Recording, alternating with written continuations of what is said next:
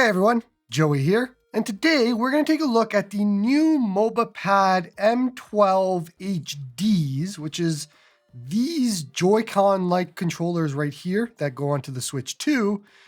And we're going to talk about why maybe the HDs aren't the best option for you, and maybe you should look at the S instead. Now, for those that don't know, Mobapad has been making Switch and Switch 2 accessories for a long time now. On the Switch 1, the Mobapad M6 HDs were my favorite controllers to use, and they helped make the actual Switch 1 a lot more comfortable. That is exactly what the Mobapad M12s are doing as well here. They are super comfortable. I really like using these. My hands grip perfectly onto them. They have nice actual grips that you can grip into.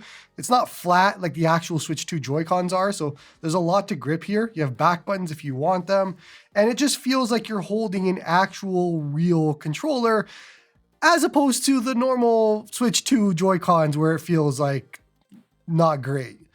So you have all of this, and they are micro switch. So you have a micro switch D-pad right here. There is a second option here for just an actual cross. Comes in the actual bag. So you can see here, you just have a cross that you can swap on if you wanted to, but everything is micro switch. So clicky, loud, clicky. If you wanted something silent, this isn't going to be for you, but it all feels good. One of the best parts is the sticks. The sticks are TMR sticks and they feel great. There's a lot of glide to them. They just nice full-size sticks. They're exactly what you would want out of a full-size controller. The actual triggers are digital triggers, so no analog, of course, because it's a Switch. So you're just gonna get a nice clicky feedback. It's pretty loud. Everything on here is pretty loud. So again, if you want something silent, this isn't gonna be for you. Otherwise, you have the RGB here on the bottom left and right, which I don't know if you can disable. I haven't found a way that you can do so, but if you hate it, maybe look into that if it's something that you really, really don't like. It's fine for me. I don't really mind it. Now, the M12 HD and S both share the same exact layout like this. It's all the same, except instead of a C button on the actual controllers, you get an M button. So you're gonna see right here, there's an M button on the HD. This is a C button on the S. That means that it'll work for chat, essentially, whereas M works for macro and things like that. Otherwise, the actual layout, everything else is the exact same on both models. However, that's the end of where both things are the same. So with the M12 HD, which is the model that I have here, you get HD rumble, which is nice. HD rumble is pretty good. The S has normal rumble, so that's a negative. Also, the HD has 6-axis motion. The S has 9-axis motion for gyro. But the HD has issues with gyro right now. Essentially, this is a pro controller when it is connected with the HD. So in games, it is seen as a pro controller. The problem is with games like Let's Go Pikachu, where you would want to play it like this, you can't, because they're not seen as handheld mode, which means you can't play Let's Go Pikachu in handheld mode like this. And also, the actual gyro has issues in other games like Cyberpunk and Metroid Prime and things like that. So gyro isn't working properly on the HD. And if you want to play some games that only see controllers as handheld only, you just can't on the HD model. Another part here is the HD has NFC where the S does not, so that is a negative to the S. But the biggest problem with the HD, and the reason why I can't recommend it, on top of the fact that it's not working with games with gyro and handheld mode, is you can't charge the actual controllers while docked and in sleep mode. So right now, the only way to charge these controllers is to plug in and keep the screen on. That's it. That's all you can do. So if I want to charge these, if they run out of battery for whatever reason, that's how you do it.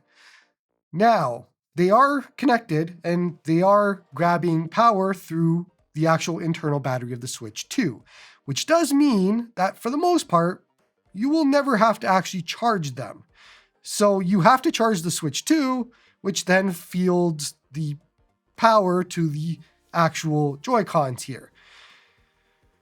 Long story short though, they don't act as actual Joy-Cons would. They don't act as what you would want them to act as. So where you would want to just dock this at the end of the day and have everything charge and everything be perfect, that isn't the case with these. With the S, it is exactly as you would expect it. The S, you can dock, they charge, everything charges, everything works. Handheld mode works for Let's Go Pikachu. Gyro works perfectly as you would expect. The only main negatives to the S are the HD rumble or lack of, the non-NFC, and that's it. So you can see why I'm a little bit flustered here when I have the HD model, which was pushed by Mobapad, because on their end, they had pushed the HD model as the better model for everybody. So they had told everybody to buy the HD model. This is the best one. This is also the only one they sent for review. So on their end, they're trying to push the inferior model. That does not work as well. So I'm a little bit miffed here. I really am pretty angry at this because they sent this for a review, but I also bought the HD model. So I have two of them and they're both not the best option. So now I have to figure out a way to get the S somehow, because that is the better option for this. Now, as a whole, the Mobapads are actually really comfortable. The controls are great. Everything is great here. I just need it to work properly. I need it to work so that when I boot up Let's Go Pikachu, they work. I need it to work so that when I dock it, it charges everything. I don't want to have to worry about any of that. Like, that is first generation stuff that should not be in a model that's coming out a year after the Switch 2 is launched. So long story short, I'm a little bit annoyed. The Mobapads are great, but if you get the S, don't buy the HD. Another thing here is the actual battery usage of the controllers is quite a bit. In sleep mode, I was at 80% 24 hours ago, actually less than 24 hours ago, about 20 hours ago.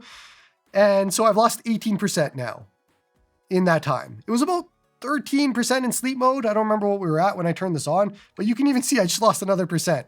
So they are in a handheld that is not great battery life. They are draining battery quite a bit as well. So there is that you have to keep in mind.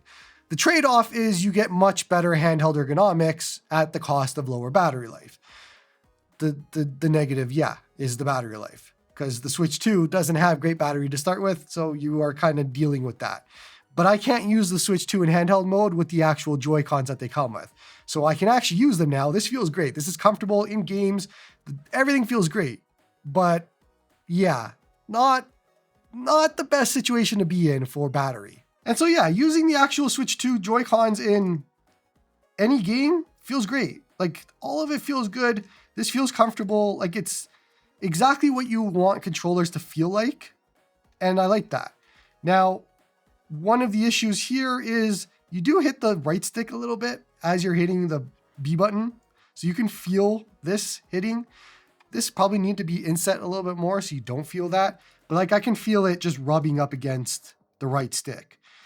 It's a negative for sure. I would definitely not like to feel that. But if we're comparing this against the actual Joy-Cons, then I will take rubbing up against the right stick as opposed to using Joy-Cons at all, because they're terrible. So again, not perfect, better than the default options, but not perfect for sure. Otherwise, I feel like this feels great. I could easily play all of this. I could play any game. Like, this all feels good to me. It's definitely better than nothing for sure. Now, one thing that they do have or supposed to have is waking up the Switch 2.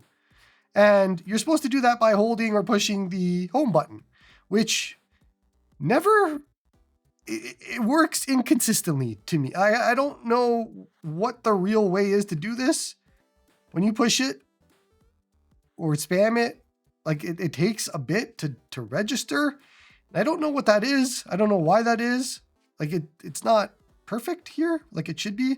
Even pushing and holding doesn't work there. Like, it just, I don't know what sets it off, but like, it's not perfect. So it does actually do it every single time. It's a matter of how long it's going to take to actually wake up. So I just pushed it once. Nothing. Push it again. Nothing. Do I have to spam it? Spamming it. And it worked. I don't know what you're supposed to do. And I am on the most recent firmware. One of the very cool things here with this Mobapad is that you can update them through their app. So let me just open up the app here. So if you jump into the Mobapad app, you can connect your actual thing. So let me just go like that.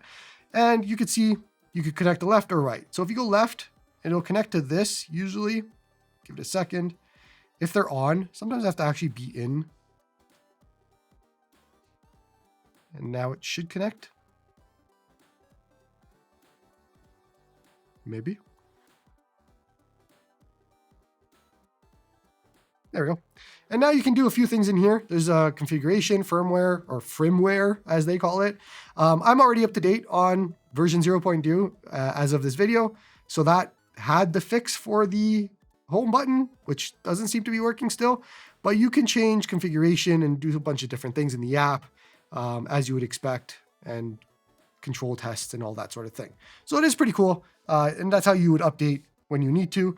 But again, home button, a little wonky on if it works. But at the end of the day, I think the standout feature here is the sticks. The TMR sticks are just marvelous. Like they're so nice. They're nice and smooth. I love the glide. I love how they feel. Like it's exactly what you would want them to be. This feels like you're using actual controls for these games that, frankly, Nintendo really screwed up on when it comes to the actual Joy-Cons. So this feels great. Like I'm a big fan of these.